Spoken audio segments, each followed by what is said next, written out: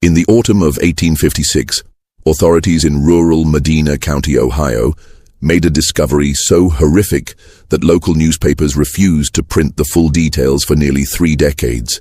What they found buried beneath the Grimsby home for displaced children would challenge everything the community believed about charity, family, and the very nature of evil itself.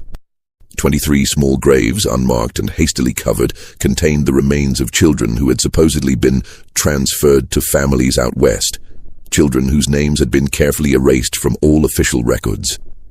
The Grimsby family, pillars of their Methodist community and recipients of state funding for their charitable work, had been operating something far more sinister than an orphanage.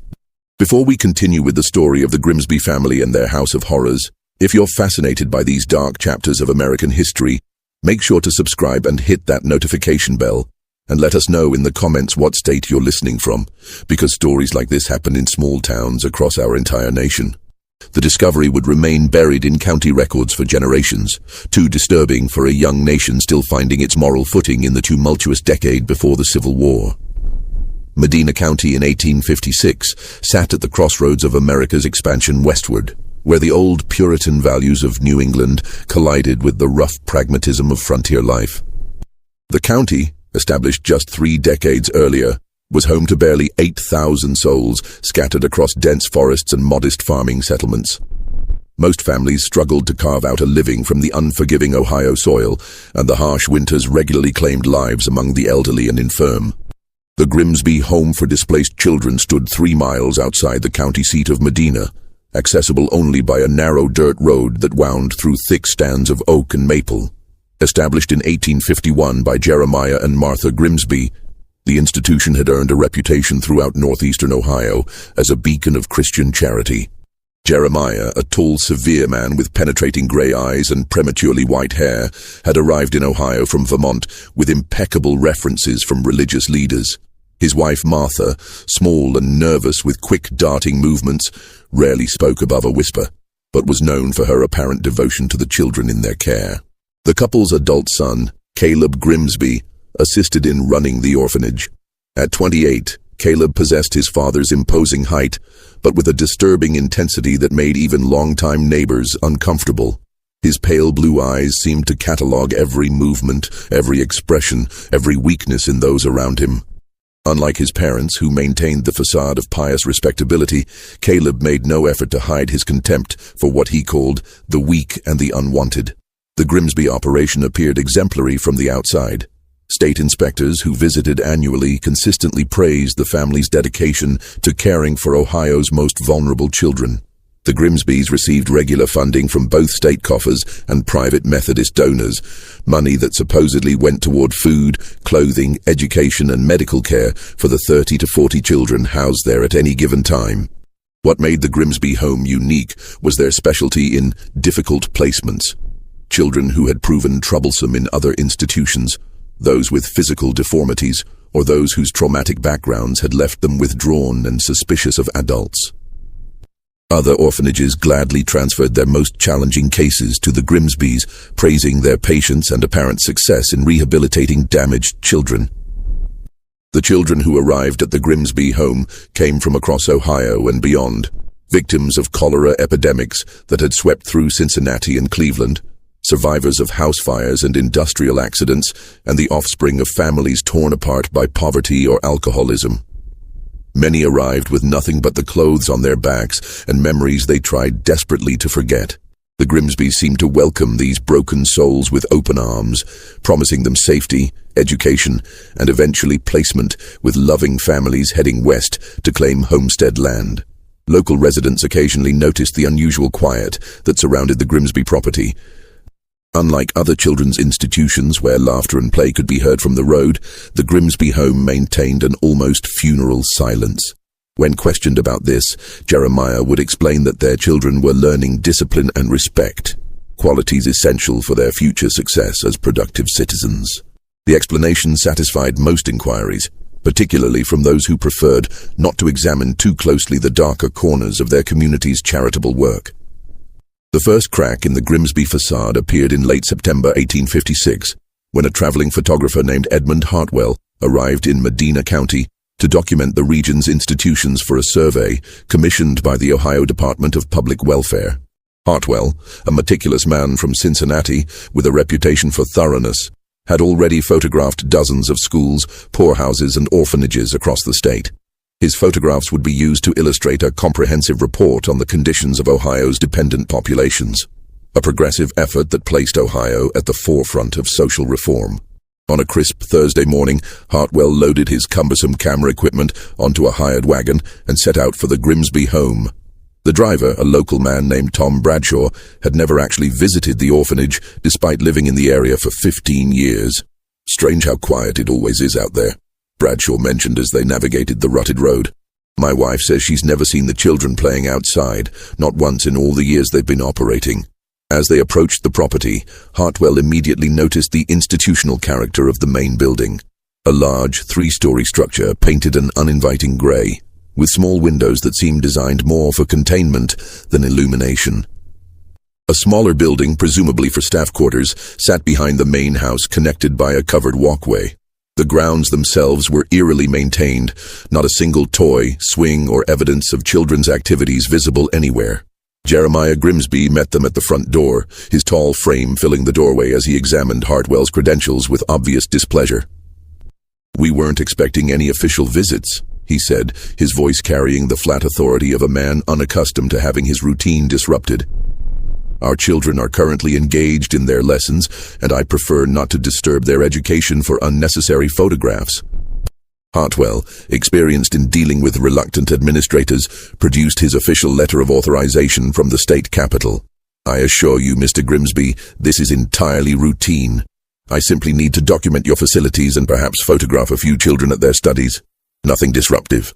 The negotiation continued for nearly 20 minutes, during which Hartwell became increasingly aware of the absolute silence emanating from the supposedly occupied building. No footsteps, no voices, no sounds of activity whatsoever. When he commented on this, Martha Grimsby appeared beside her husband, wringing her hands nervously. "Our children are very well disciplined," she whispered. "They know better than to cause disturbances during lesson time." Eventually, Jeremiah relented, but under strict conditions. Hartwell could photograph the main classroom and dining hall, but only when empty. He could not speak to any children directly, and Caleb would escort him throughout the visit to ensure he didn't wander into unauthorized areas. "Some of our children have suffered terrible traumas," Jeremiah explained.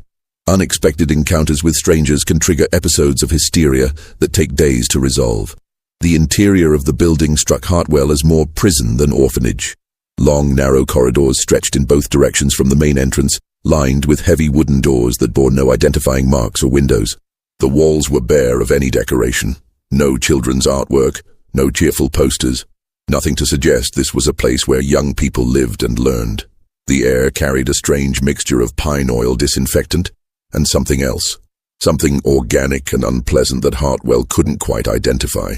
Caleb Grimsby led him first to the classroom, a large room on the second floor furnished with 30 wooden desks arranged in perfect rows.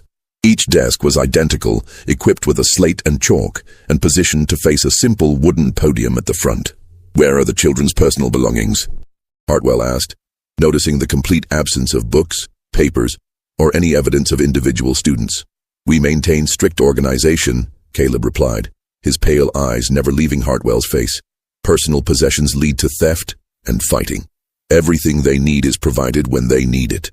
As Hartwell set up his camera equipment, he became aware of faint sounds from somewhere deeper in the building. Not the cheerful noises of children at play, but something more disturbing.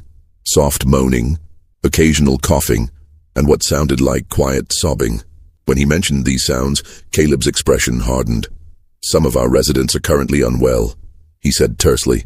"We maintain a small infirmary for those requiring medical attention." The dining hall on the first floor proved equally unsettling. Long wooden tables with attached benches could accommodate perhaps 40 people, but the room felt more like a military mess hall than a place where children took their meals. The serving area consisted of a simple counter with large pots and ladles. No evidence of varied meals or consideration for individual preferences. Most disturbing to Hartwell was the complete absence of any mess or ware that would indicate regular use by dozens of children. As he prepared to photograph the dining hall, Hartwell made a discovery that would haunt him for the rest of his life. While adjusting his camera angle, he dropped a lens cap that rolled under one of the long tables. As he bent to retrieve it, his hand encountered something carved into the wooden bench. Small letters scratched into the surface with what must have been a nail or sharp stone. In the dim light filtering through the small windows, he could just make out the words, "Help us." The disturbing encounter at the Grimsby home left Edmund Hartwell deeply unsettled, but it would be 3 weeks before he could act on his suspicions. Upon returning to Cincinnati, he found himself overwhelmed with the mundane tasks of developing photographs and preparing his official report. Yet the memory of that carved plea for help, the unnatural silence of the institution, and the family's obvious attempts to conceal something gnawed at his conscience. Hartwell's first attempt to investigate came through his professional connections. He contacted colleagues who had photographed other Ohio orphanages, asking specifically about their experiences and what they considered normal operations. Without exception, every photographer reported busy, noisy institutions where children's voices could be heard throughout their visits, where evidence of play and learning was abundant, and where administrators were eager to showcase their success stories. Growing more concerned, Hartwell reached out to the Ohio Department of Public Welfare, specifically to a clerk named Samuel Hutchins, who handled orphanage inspections. Their conversation, conducted over lunch in a downtown Cincinnati tavern, revealed troubling gaps in the official oversight of the Grimsby operation. "The thing about the Grimsby home," Hutchins explained, stirring his coffee thoughtfully, "is that they never seem to have problems. No diseases outbreaks, no disciplinary issues, no requests for additional funding or support. In 15 years of handling these institutions, I've never encountered one that runs so smoothly." When Hartwell pressed for details about the annual inspections, Hutchins' expression grew uncomfortable. "Well, that's just it. The inspections are always perfect. Too perfect, if you ask me. Every child accounted for, all records meticulously maintained, facilities spotless. But," he paused, looking around the tavern as if checking for eavesdroppers, "I've never actually seen the same child twice during my visits. And when I ask about specific children from previous years, there's always an explanation. Transferred to families out west, sent to relatives, that sort of thing." This revelation prompted Hartwell to examine the transfer records more carefully. What he discovered was a pattern so consistent it defied statistical probability. According to official documents, the Grimsby home had successfully placed 127 children with families over the past 5 years, an exceptional success rate that made them the envy of similar institutions across Ohio. However, every single placement was described as being with farming families in territories west of Ohio, locations vague enough to make verification impossible. More disturbing was the complete absence of follow-up correspondence. Other orphanages routinely received letters from placed children or their new families, updates on progress, requests for additional medical or educational records. The Grimsby home's files contained no such correspondence, not a single letter from any of the 127 children they claimed to have successfully placed. Hartwell's investigation began to consume his thoughts and his time. He spent evenings in Cincinnati's public houses, listening to conversations among travelers, teamsters, and merchants who regularly conducted business along the western routes. His casual inquiries about families adopting orphaned children from Ohio institutions yielded disturbing results. Several men claimed to have transported children westward from other orphanages, but none could recall any dealings with the Grimsby operation. The breakthrough came from an unexpected source. While examining his photographs in his darkroom, Hartwell noticed something he had missed during his visit. In the background of one image of the dining hall, barely visible in the shadows near a window, was a small face, a child's face pressed against the glass, eyes wide with what appeared to be terror. The image was grainy and indistinct, but unmistakably human and unmistakably desperate. This discovery prompted Hartwell to return to Medina County, but this time he approached his investigation differently. Instead of confronting the Grimsbys directly, he spent time in the county seat, carefully questioning long-time residents about their knowledge of the orphanage and its operations. What he learned painted a disturbing picture of community willful ignorance. Sarah Kellerman, who ran the general store and had lived in the area since 1840, admitted that she had always found the Grimsby operation peculiar. She explained that while other institutions regularly sent representatives to town for supplies, mail, and social interaction, the Grimsbys conducted all their business through intermediaries or by traveling to distant towns. They never buy children's clothing or toys, she confided to Hartwell during a quiet moment in her store. When they do purchase supplies, it's always adult portions of food, cleaning supplies, and... She hesitated, glancing toward the door. They buy a lot of lime, more lime than any farming operation would need. Always ask for it to be delivered directly to their property, never pick it up themselves. Dr. Marcus Tilton, the county's physician, provided another piece of the puzzle. Despite being the only doctor within 20 miles of the Grimsby home, he had never been called to treat any of their children. In 10 years of practice in this county, I've treated injuries and illnesses at every farm, school, and institution in the area, he told Hartwell, except that orphanage. According to the Grimsbys, their children are blessed with perfect health. Not one case of influenza, broken bones, childhood diseases, nothing. It's medically impossible. The weight of mounting evidence compelled Hartwell to take more direct action. In mid-November 1856, he decided to conduct a covert observation of the Grimsby property, hoping to document evidence of the children's presence and activities. He positioned himself in a grove of trees approximately 200 yards from the main building, armed with a pair of field glasses borrowed from a Union Army contact. What he observed over 3 days of intermittent surveillance shattered any remaining hope that the Grimsby operation was legitimate. The property exhibited none of the normal rhythms of an institution housing dozens of children. No laundry hanging on lines, despite the presence of 30 or more residents. No evidence of meal preparation on the scale necessary to feed so many people. Most disturbing, no children ever appeared outdoors during daylight hours. The only regular activity Hartwell witnessed was deeply troubling. Each evening, just after sunset, Caleb Grimsby would emerge from the main building carrying what appeared to be bundles wrapped in canvas or burlap. These bundles, varying in size but many disturbingly small, were loaded onto a cart and transported to an area behind the staff quarters where the property's boundaries disappeared into dense forest. On his third night of observation, Hartwell witnessed something that convinced him to seek immediate official intervention. Shortly after midnight, he observed lights moving in the wooded area where Caleb regularly transported his mysterious bundles. The lights, lanterns or torches, moved in a systematic pattern, suggesting organized activity rather than casual nighttime work. The activity continued for nearly 2 hours, accompanied by sounds that carried faintly through the still air, the rhythmic striking of tools against earth, the scraping of shovels, and occasional voices too distant to understand, but urgent in tone.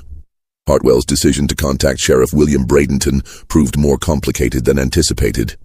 Bradenton, a political appointee more comfortable with tax collection disputes than criminal investigation, initially dismissed Hartwell's concerns as the overactive imagination of a city man unfamiliar with rural ways.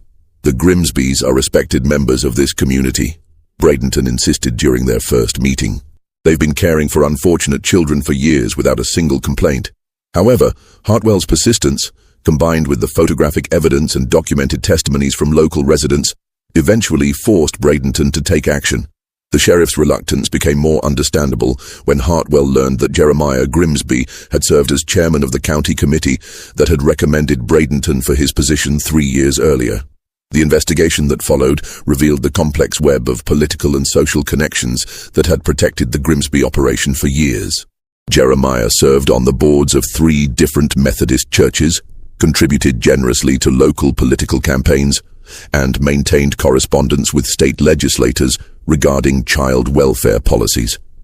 His wife, Martha, was a member of various women's charitable organizations, always ready to speak passionately about the family's dedication to caring for society's most vulnerable members.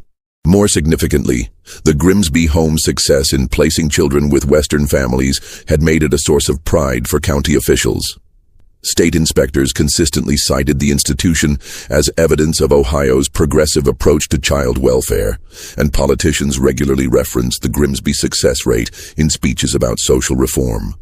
Any investigation that revealed problems with the operation would reflect poorly on everyone who had endorsed and supported it. Bradenton's compromise solution was to conduct what he termed a thorough but discreet investigation. Rather than arriving with deputies and search warrants, he would pay an unannounced visit to the Grimsby home, ostensibly to discuss routine county business, but actually to observe conditions firsthand. Hartwell would accompany him as a technical advisor, his camera equipment providing a legitimate excuse for documenting any irregularities. The visit, conducted on a grey December morning when snow threatened from heavy clouds, immediately confirmed Hartwell's worst suspicions. The Grimsby family's reaction to their unexpected arrival was one of barely controlled panic. Jeremiah, usually composed and authoritative, stammered through explanations for why the building seemed so empty and quiet. Martha disappeared entirely after initial greetings, claiming urgent kitchen duties that couldn't be delayed. Most telling was Caleb's behavior. The younger Grimsby, typically intense but controlled, appeared on the verge of physical violence throughout the visit. His hands trembled noticeably as he led them through the same areas Hartwell had photographed months earlier, and his responses to casual questions became increasingly erratic and aggressive. When Sheriff Bradenton commented on the unusual quiet in a building supposedly housing dozens of children, Caleb's explanation was both detailed and obviously rehearsed.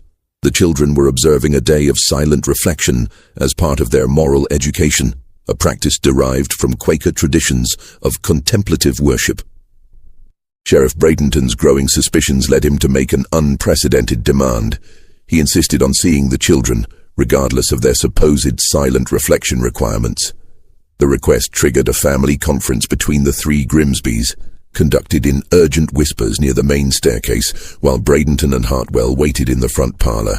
What followed was a carefully choreographed presentation that raised more questions than it answered. The Grimsbys led their visitors to a large room on the second floor, where approximately 20 children sat in perfect silence at individual desks. The children, ranging in age from perhaps 6 to 15, maintained unnatural stillness and avoided eye contact with the visitors. When Bradenton attempted to speak directly to several of them, asking simple questions about their names and how long they had lived at the orphanage, the responses came in barely audible whispers and seemed coached rather than spontaneous. Hartwell noticed several disturbing details during this encounter. Many of the children showed signs of poor health, hollow cheeks, pale complexions, and a general listlessness that suggested malnutrition. More concerning were the visible injuries several children bore: bandages on arms and hands, healing cuts on faces, and in one case, what appeared to be finger-shaped bruises on a young girl's throat. When he attempted to photograph the group, Jeremiah intervened, claiming that the children were too traumatized by their previous experiences to tolerate being photographed by strangers. The most chilling moment came when a boy of perhaps 10 years old, seated in the back row, made direct eye contact with Hartwell. The child's expression was one of desperate hope, as if recognizing that these visitors represented his only chance for rescue. He began to raise his hand, apparently intending to speak, but Caleb moved swiftly to position himself behind the boy's chair. The child immediately lowered his hand and returned his gaze to his desk, his entire body trembling with what appeared to be terror. As they prepared to leave, Hartwell made a strategic decision that would prove crucial to breaking the case. He deliberately left behind his lens cleaning cloth, providing an excuse to return to the building within the hour. When he knocked on the door, claiming to retrieve his forgotten item, Martha Grimsby answered alone. Jeremiah and Caleb had departed on an urgent errand to town. Martha's demeanor without her male relatives present revealed a woman on the verge of complete psychological collapse. Her hands shook uncontrollably, her speech was rapid and disconnected, and she seemed unable to maintain focus on simple conversation. When Hartwell asked about retrieving his cloth from the classroom, she began to weep, repeatedly apologizing for things she couldn't explain. "It wasn't supposed to be like this," she whispered, glancing fearfully toward the staircase as if expecting her husband or son to appear. "When we started, Jeremiah said we were helping them. He said the weak ones were suffering and we were ending their suffering. But then it became something else." Before Hartwell could respond to this disturbing confession, the sound of horses approaching sent Martha into a panic. She quickly composed herself, warned Hartwell never to repeat their conversation, and retrieved his cloth from upstairs. By the time Jeremiah and Caleb returned, Martha had returned to her typical withdrawn silence, and Hartwell had departed with information that would reshape the entire investigation. The revelation that the Grimsbys were ending suffering rather than caring for children prompted Sheriff Bradenton to seek assistance from the state authorities. However, the political complications surrounding any investigation of such a respected institution meant that outside help would come slowly, if at all. Meanwhile, Hartwell's growing conviction that children were actively being harmed at the Grimsby home made waiting for bureaucratic processes feel unconscionable. Just when we thought we'd seen it all, the horror in Medina County intensifies. If this story is giving you chills, share this video with a friend who loves dark mysteries. Hit that like button to support our content, and don't forget to subscribe to never miss stories like this. Let's discover together what happens next. The decision to conduct a covert nighttime investigation came after Hartwell observed the Grimsby property for a fourth time and witnessed activity that left no doubt about the family's criminal intentions. On the night of December 15, 1856, he watched as Caleb emerged from the main building carrying what was unmistakably a child's body, small, limp, wrapped in canvas, and loaded onto the familiar cart for transport to the wooded area.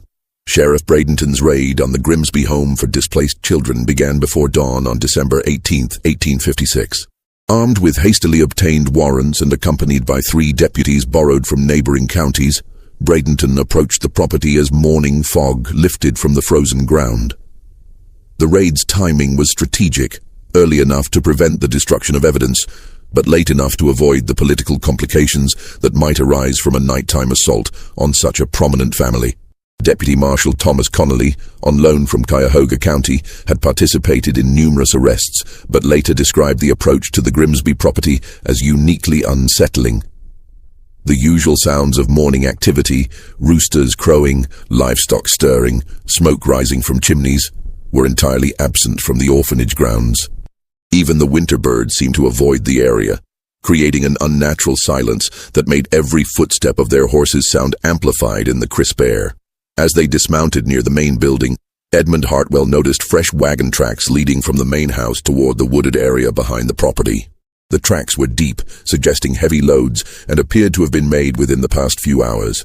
More disturbing were the dark stains in the snow along the track, stains that Dr. Tilton would later identify as human blood. The Grimsbys' reaction to the arrival of armed lawmen confirmed their guilt more effectively than any evidence could. Jeremiah, typically composed and authoritative, was observed through the front window frantically throwing papers into the parlor fireplace. When Deputy Connolly pounded on the front door, demanding entry in the name of Medina County law, the sounds of destruction continued for nearly 2 minutes before Jeremiah finally opened the door. His appearance shocked even Sheriff Bradenton, who had known the man for years. Jeremiah's usually immaculate clothing was disheveled and stained, his white hair wild and uncombed, and his hands visibly trembling as he clutched the doorframe. Most disturbing were his eyes, typically cold and calculating, now darting frantically between the assembled lawmen as if seeking an escape route that didn't exist. "Gentlemen, this is highly irregular," Jeremiah attempted, his voice cracking with strain. "We are a respectable institution, endorsed by the state itself. Surely any concerns could be addressed through proper channels rather than this invasion." Sheriff Bradenton pushed past him into the front hallway, immediately noticing the acrid smell of burning paper and the scattered ash around the fireplace. "Jeremiah Grimsby, you are under arrest on suspicion of child abuse, fraud, and murder. Where are Martha and Caleb?" The question triggered a wailing sound from somewhere deeper in the house. Martha's voice, high and keening, calling out phrases that chilled the blood of every man present.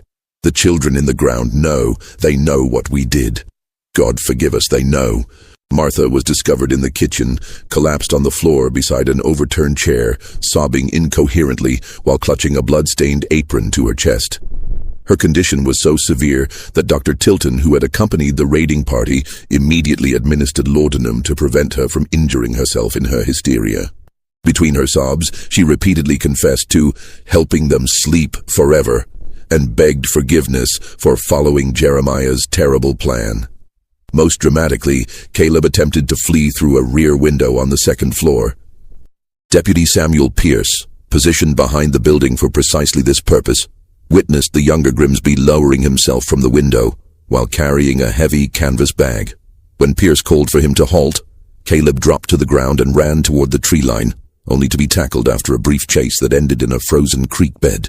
The canvas bag Caleb had attempted to save contained what would become the most damning evidence in the case: detailed records of the family's activities over the past 5 years, including maps of the burial sites, inventories of personal effects taken from murdered children, And most horrifying, a ledger documenting the sale of children's belongings to unsuspecting merchants in distant towns.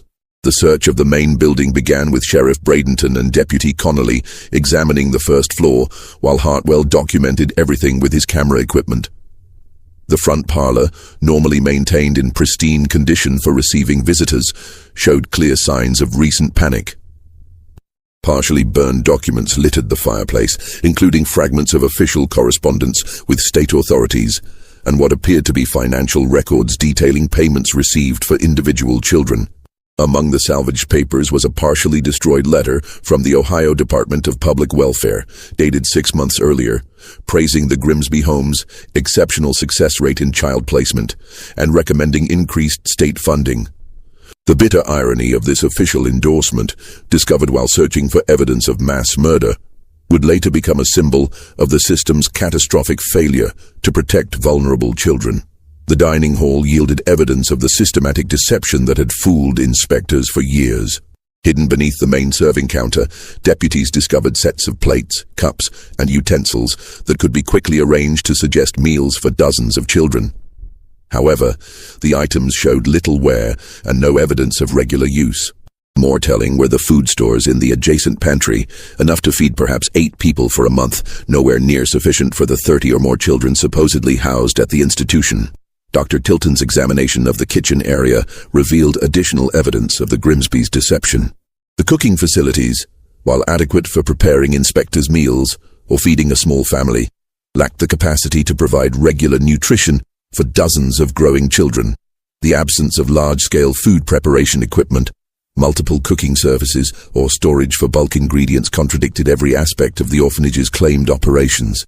The second-floor search uncovered the staging area used to create the illusion of a functioning educational institution. The classroom where they had observed 20 children during their previous visit was revealed as an elaborate theatrical set. The desks, while arranged to suggest regular use, contained no personal belongings, completed schoolwork, or evidence of individual students. More disturbing, examination of the desks revealed that many were secured to the floor, presumably to prevent disruption during hastily arranged inspections. Hidden in a storage closet adjacent to the classroom, deputies discovered costumes and props used to create the illusion of a larger student population. Multiple sets of children's clothing in various sizes could be quickly distributed to create the appearance of different children during different inspections. Wigs, makeup, and even simple disguises suggested that the same core group of children had been used repeatedly to portray different students for visiting officials. The discovery of the basement entrance, concealed behind a false wall in the kitchen pantry, marked the moment when suspicion transformed into confirmed horror. Deputy Pierce later described the overwhelming stench that rose from the basement when they first opened the concealed door, a mixture of human waste, unwashed bodies, infection, and something else that defied description but spoke of suffering beyond imagination. The basement itself was a monument to systematic cruelty. 20 children, ranging in age from 7 to 16, were discovered locked in a space originally designed as a root cellar. The area, perhaps 20 feet by 15 feet, lacked any source of heating, ventilation, or natural light. A single bucket in one corner served as the only sanitary facility for all 20 children, while another bucket contained water so foul that Dr. Tilton later declared it unfit for animals. The children's condition horrified even the experienced deputies. Most were too weak to stand without assistance, their bodies showing clear evidence of prolonged malnutrition. Their clothing, what little remained, was in tatters, providing no protection against the basement's perpetual dampness and cold. Several children had developed severe infections from untreated wounds, while others showed signs of systematic beating, bruises in various stages of healing, broken bones that had mended improperly, and scars that suggested repeated abuse over months or years. Dr. Tilton's immediate medical assessment revealed the full scope of the horror. These children weren't just neglected, he reported to Sheriff Bradenton while treating the most severe cases. They were being systematically tortured and starved. Several show evidence of deliberate burns, cuts made with sharp instruments, and injuries consistent with repeated beating. What's most disturbing is that the injuries appear to have been inflicted over an extended period. This wasn't sudden violence, but calculated, ongoing torture. Most heartbreaking were the children's reactions to their rescuers. Rather than relief or gratitude, most displayed terror at the appearance of adult men. Several cowered in corners begging not to be hurt, while others seemed catatonic with trauma. A few of the older children attempted to protect younger ones, forming human shields with their weakened bodies, behavior that spoke of months or years of shared suffering and mutual protection in the face of unimaginable cruelty. Among the rescued children was the boy who had made eye contact with Hartwell during their previous visit, the child whose attempted plea for help had been silenced by Caleb's threatening presence. Now barely conscious and weighing perhaps half what he should for his age, the boy managed to whisper a few words that provided crucial insight into the Grimsby's methods. They pick who dies next. They make us watch. The basement also contained evidence of the Grimsby's systematic record-keeping that would prove crucial during their trial. Hidden beneath loose floorboards were journals and ledgers documenting not just the arrival and disposal of children, but detailed observations of their behavior, health, and what Jeremiah termed their suitability for continued existence. The journals revealed that the operation had begun as what appeared to be legitimate childcare. Early entries from 1851 described genuine efforts to place children with adoptive families, complete with correspondence and follow-up visits. Jeremiah's handwriting from this period showed pride in successful placements and concern for children's welfare. However, beginning in late 1852, the tone and content of the records changed dramatically. The transformation appeared to coincide with financial difficulties and mounting pressure to house more children than the facility could properly accommodate. Entries began describing children as burdens on resources and unlikely to achieve productive adulthood. By 1853, the journals made explicit reference to what Jeremiah termed practical solutions to the problem of defective specimens consuming resources better allocated to the deserving. Most chilling were the detailed criteria developed by the family for determining which children would live and which would die. The records revealed a systematic process of evaluation based on physical appearance, intelligence assessments, compliance with authority, and what Caleb termed moral potential. Children who scored poorly on these arbitrary measures were gradually reduced in rations, denied medical care, and eventually selected for elimination. The journals documented 127 children who had passed through the Grimsby home over its 5-year operation. Of these, only the 20 discovered in the basement remained alive. The fate of the other 107 was recorded with scientific precision. Dates of death, methods used, and locations of burial, all documented with the clinical detachment of a livestock inventory. Caleb's personal notebooks, discovered in his attempt to flee, provided the most disturbing insights into the psychology behind the murders. His writings revealed a young man convinced that he possessed special abilities to identify genetic and moral defects in children. He described his killings not as murder, but as selective breeding for social improvement and mercy for those incapable of productive existence. The discovery of the burial ground behind the staff quarters provided the physical evidence that transformed the investigation from suspected abuse to confirmed mass murder. The excavation, conducted over 3 days under Dr. Tilton's supervision, revealed 23 graves hastily dug and covered with lime to accelerate decomposition. The systematic nature of the burial site, graves arranged in neat rows, each marked with a simple wooden stake bearing a number, demonstrated that the killings had been planned and organized rather than impulsive acts of violence. The bodies showed evidence of prolonged abuse before death, with many displaying healed fractures, malnutrition, and signs of systematic torture. Several of the smallest children appeared to have died from starvation and exposure rather than direct violence, while others showed evidence of more active killing. Strangulation, blunt force trauma, and in 2 cases, apparent poisoning. Edmund Hartwell's documentation of the excavation created some of the first forensic photographs used in an American criminal trial. His careful recording of each grave site, the positions of bodies, and the personal effects found with some children provided irrefutable evidence of the systematic nature of the crimes. The photographs captured not only the graves themselves, but also the small treasures buried with some children, handmade toys, letters never sent to relatives, and scraps of fabric that represented their only connections to lives before the Grimsby home. Among the most heartbreaking discoveries were attempts by the children to maintain records of their fellow victims. Hidden in the basement, carved into wooden support beams and scratched into the stone walls, were names and dates, a memorial created by the survivors to ensure their murdered friends would not be forgotten. These markings provided crucial evidence for identifying victims and establishing timelines for the killings. The interrogation of the captured Grimsby family members revealed the full scope of their crimes and the psychology that enabled such systematic cruelty.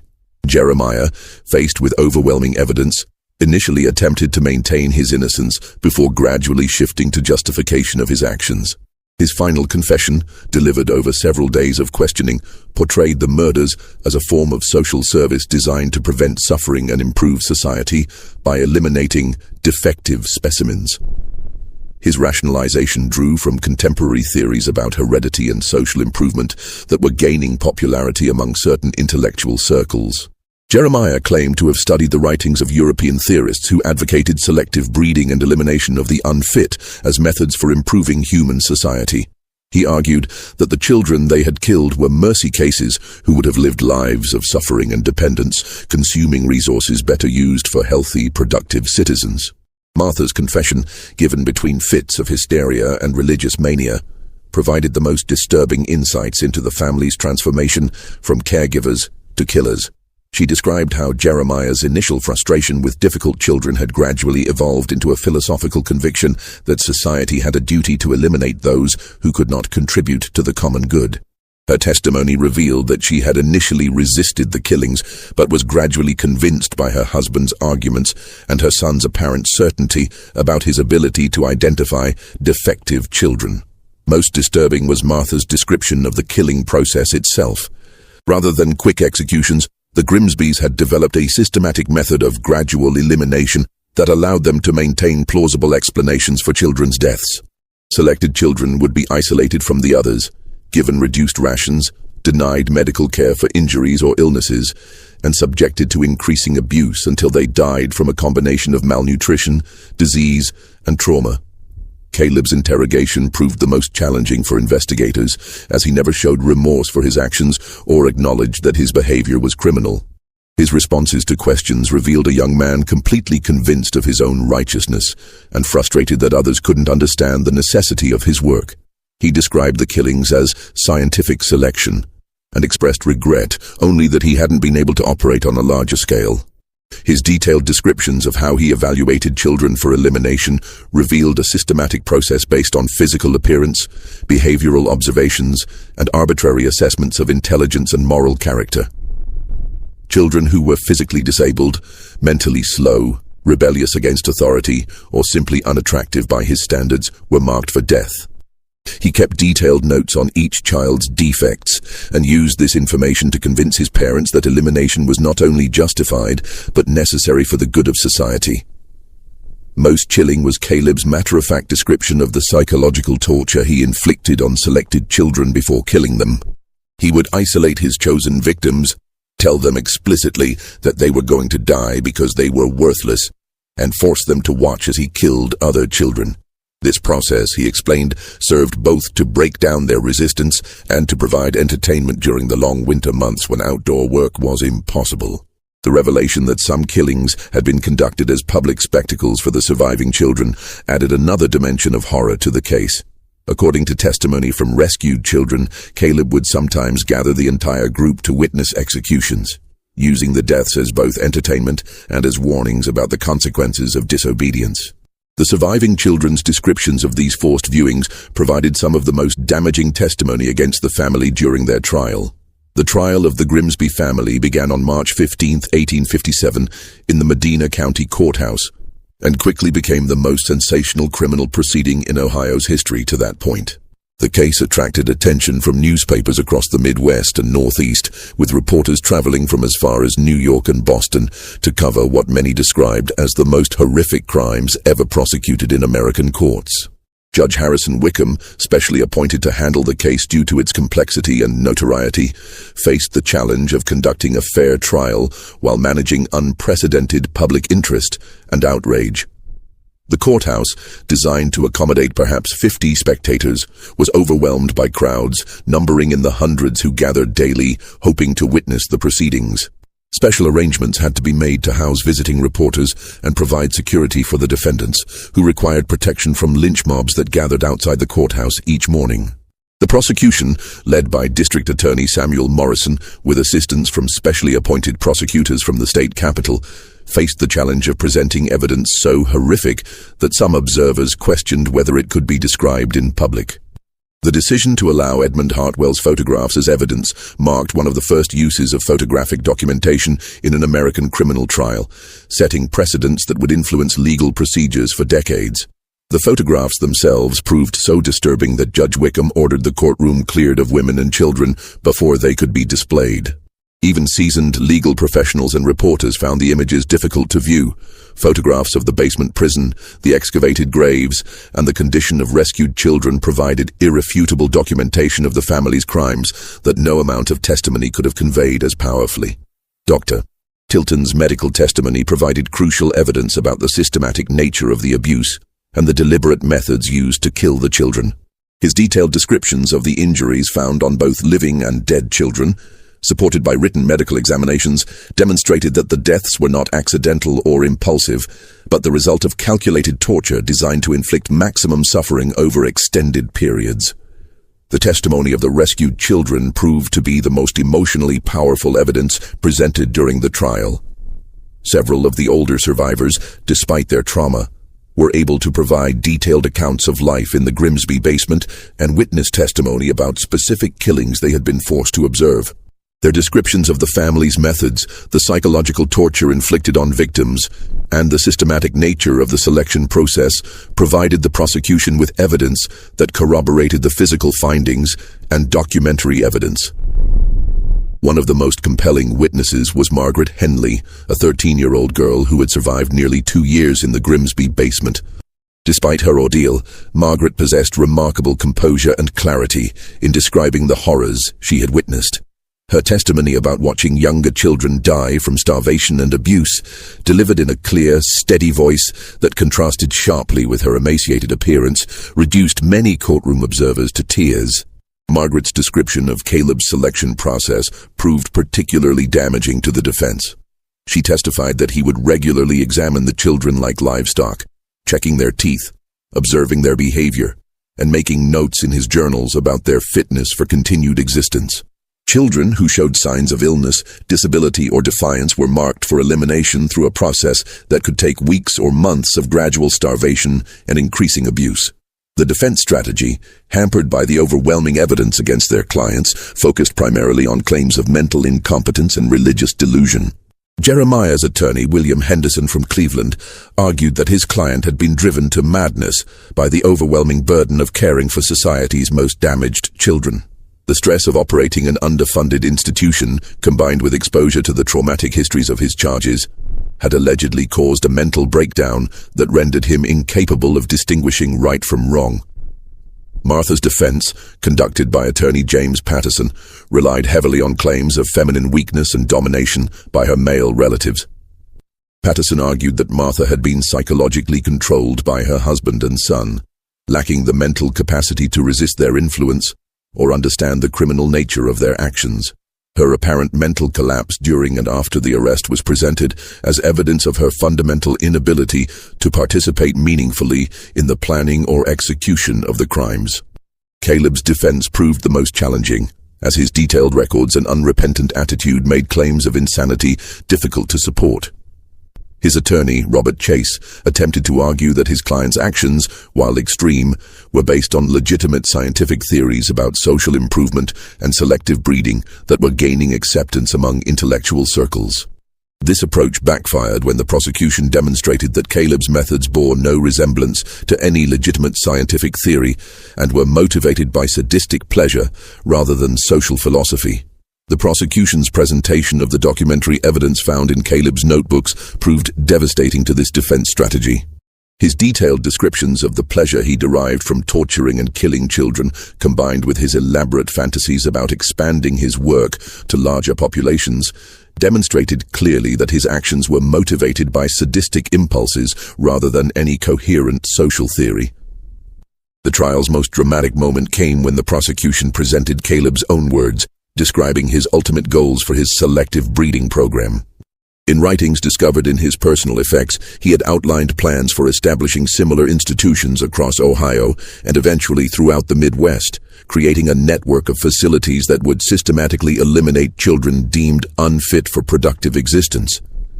His vision included detailed organizational charts, funding proposals, and recruitment strategies for like-minded individuals who could assist in implementing his program on a national scale. The jury's deliberation lasted less than 4 hours, a remarkably short time for a case of such complexity. Their unanimous verdict found all 3 defendants guilty on multiple counts of murder, with additional convictions for fraud, child abuse, and conspiracy. The speed of their decision reflected the overwhelming nature of the evidence and the community's outrage at the defendants' crimes. The sentencing phase revealed the era's different standards for male and female culpability. Judge Wickham sentenced both Jeremiah and Caleb to death by hanging, declaring that their crimes represented such a fundamental violation of civilized society that no other punishment could serve justice. Martha, deemed mentally incompetent and influenced by her male relatives, received life imprisonment, a sentence that reflected contemporary beliefs about women's limited capacity for independent moral action. Jeremiah's execution on September 12, 1857, drew thousands of spectators to Columbus, where public hangings regularly attracted large crowds. His final statement, delivered from the gallows, attempted once more to justify his actions as necessary social reform. "Future generations will understand that we were pioneers in improving the human condition," he declared. "The weak must be culled so that the strong may flourish. Our only error was in being born before our time." Caleb's execution, conducted the same day, provided a stark contrast to his father's attempt at philosophical justification. His final words revealed the true nature of his motivation. "I regret only that I was stopped before completing my work. The pleasure I derived from their suffering was worth any punishment you might impose." These words, reported in newspapers across the nation, helped establish the case as a landmark example of what would later be recognized as serial killing, motivated by sadistic pleasure rather than any rational purpose. Martha's imprisonment proved brief, as her mental condition deteriorated rapidly in the Ohio State Prison for Women. According to prison records, she spent her days alternating between periods of catatonic silence and violent episodes during which she would scream about the children in the ground and beg forgiveness from voices only she could hear.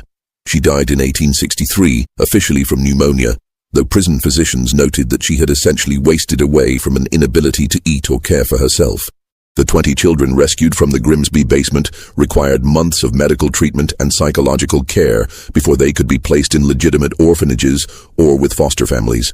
Dr. Tilton's detailed medical records documented their recovery process, providing some of the earliest systematic observations of trauma recovery in children. Several never fully recovered from their ordeal, carrying physical disabilities and emotional scars throughout their lives. Margaret Henley, the 13-year-old whose testimony had been so crucial during the trial, eventually recovered sufficiently to be placed with a farming family in western Ohio. She lived to adulthood, married, and had children of her own. But according to family records, she never spoke about her experience at the Grimsby home after the trial concluded. Her descendants, interviewed decades later, described her as a loving but intensely protective mother who never allowed her children to be alone with adults outside the immediate family. The investigation's aftermath revealed troubling gaps in Ohio's oversight of charitable institutions that extended far beyond the Grimsby case. A comprehensive review ordered by the state legislature discovered that dozens of similar institutions operated with minimal oversight, relying primarily on self-reporting and infrequent inspections conducted with advance notice. The Grimsby case had demonstrated how easily such a system could be manipulated by criminals willing to invest effort in maintaining appearances. The reforms implemented in response to the case established new requirements for surprise inspections, mandatory reporting of child deaths and transfers, and verification of claimed placements with adoptive families. Most significantly, the new regulations required institutions to maintain detailed medical records for each child, and to report immediately any child who died or was transferred to other care arrangements. Edmund Hartwell's role in exposing the crimes earned him recognition as a pioneer in forensic photography, but the experience took a severe personal toll. His detailed documentation of the excavation, the basement prison, and the condition of the rescued children provided crucial evidence for the prosecution, but the images he captured haunted him for the rest of his life. In later interviews, he described the case as both his greatest professional achievement and his most traumatic personal experience. The photographic techniques Hartwell developed during the investigation established precedents for crime scene documentation that influenced police procedures throughout the Midwest. His systematic approach to recording evidence, measuring crime scenes, and creating comprehensive visual records became a model for other photographers working with law enforcement agencies. However, the psychological impact of documenting such extreme cruelty led him to abandon forensic work entirely, returning to his original specialty of architectural and landscape photography. The Grimsby home property itself became a lasting reminder of the crimes committed there. The county seized the buildings and land as part of the criminal proceedings, but disposing of the property proved complicated.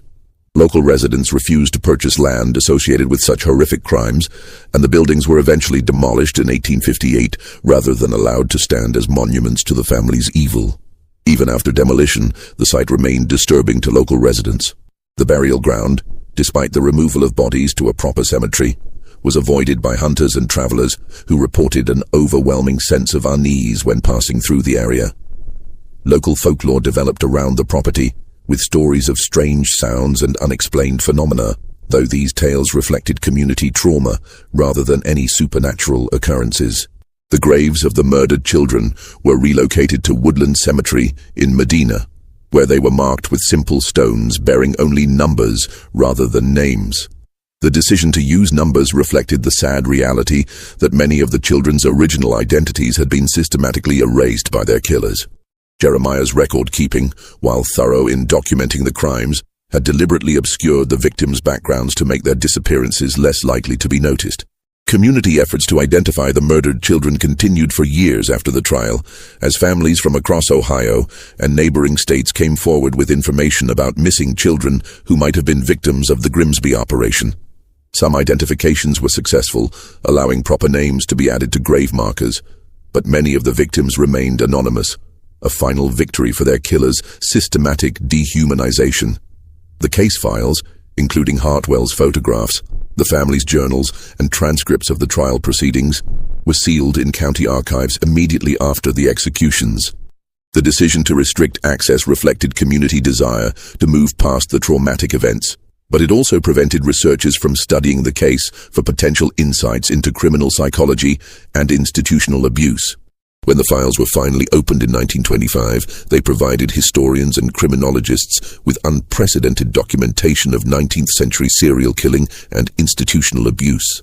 The detailed records left by the Grimsby family, combined with the systematic documentation of the investigation, offered unique insights into the psychology of family-based criminal enterprises and the social conditions that enabled such crimes to continue undetected. Modern analysis of the case has identified it as an early example of what criminologists now recognize as institutional serial killing. Crimes committed by individuals who use positions of authority over vulnerable populations to select and murder victims over extended periods.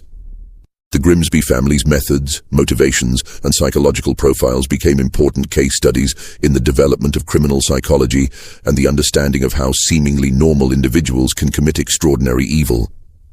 The broader implications of the Grimsby case extended beyond criminal justice to fundamental questions about society's responsibility for its most vulnerable members. The family's ability to operate undetected for 5 years, despite numerous warning signs and opportunities for intervention, highlighted systemic failures that extended far beyond individual criminal behavior. Most disturbing was the revelation that the Grimsby's crimes were enabled not by their isolation from the community, but by their successful integration into its social, religious, and political structures. Their respectability, charitable reputation, and apparent success in their mission had provided perfect cover for activities that violated every principle they claimed to represent. This paradox forced uncomfortable questions about the relationship between public virtue and private behavior that resonated far beyond the immediate case. The psychological profiles developed during the trial revealed patterns of behavior that would later be recognized as characteristic of family-based criminal enterprises.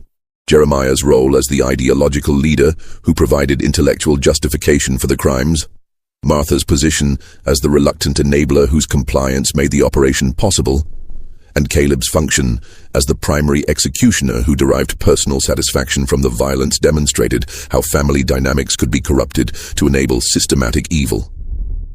The case also illuminated the dangers of unchecked authority over dependent populations, particularly when combined with social isolation and inadequate oversight. The Grimsby family's crimes were made possible by their complete control over their victims, who had no means of communicating with the outside world or seeking help from authorities. This dynamic would later be recognized as a common element in institutional abuse cases, leading to reforms designed to ensure that vulnerable populations maintain some connection to independent advocates. The financial aspects of the case revealed another dimension of the family's criminality that extended beyond the murders themselves. Investigation of their records showed that they had systematically defrauded both state agencies and private donors by claiming to care for children they had actually killed. The money intended to provide food, clothing, medical care, and education for dozens of children had instead been diverted to support the family's lifestyle and fund their criminal activities. More disturbing was the discovery that the Grimsbys had sold personal belongings taken from murdered children to merchants in distant towns, creating a secondary revenue stream from their crimes. Clothing, jewelry, toys, and other possessions were systematically collected from victims and sold as far away as Cincinnati and Pittsburgh, ensuring that evidence of the crimes was scattered beyond the reach of local investigators. The legal precedents established by the case influenced criminal jurisprudence for decades, particularly regarding the use of photographic evidence and the prosecution of crimes committed within family units. The court's decision to admit Hartwell's photographs as evidence helped establish photography as a legitimate tool for documenting criminal activity, while the prosecution's success in securing convictions against all three family members demonstrated that domestic relationships did not provide immunity from criminal responsibility. The case also contributed to evolving understanding of criminal conspiracy and the legal responsibility of individuals who enable crimes committed by others. Martha Grimsby's conviction, despite her apparent mental instability and claims of coercion, established important precedents regarding the criminal liability of those who facilitate crimes through passive cooperation or willful ignorance. Educational institutions began incorporating the Grimsby case into curricula for training social workers, institutional administrators, and government inspectors. The systematic failures that enabled the crimes to continue provided powerful lessons about the importance of thorough oversight, independent verification of institutional claims, and the need for vulnerable populations to maintain connections with advocates outside their immediate care arrangements. Religious communities across Ohio and beyond grappled with the implications of crimes committed by individuals who had successfully portrayed themselves as devout Christians engaged in charitable work. The case forced uncomfortable examinations of how religious authority and charitable reputation could be manipulated to provide cover for criminal activity, leading to calls for increased transparency and accountability in religiously affiliated institutions. The impact on child welfare policy extended far beyond Ohio's borders, as other states examined their own oversight systems in light of the Grimsby revelations. The case became a catalyst for nationwide reforms in institutional regulation, inspection procedures, and record-keeping requirements that improved protection for vulnerable children throughout the United States. Perhaps most importantly, the Grimsby case served as an early warning about the potential for evil to disguise itself as virtue, and the dangers of assuming that charitable intentions automatically produce charitable outcomes. The detailed documentation of how a respected family could systematically murder the children entrusted to their care provided a sobering reminder that society's most vulnerable members are often at greatest risk from those who claim to protect them. This mystery shows us how easily evil can disguise itself as charity, and how society's most vulnerable members often pay the price for our willingness to trust without verifying. The Grimsby family's crimes were enabled not by their isolation from their community, but by their successful integration into it. A reminder that the greatest horrors often hide behind the most respectable facades.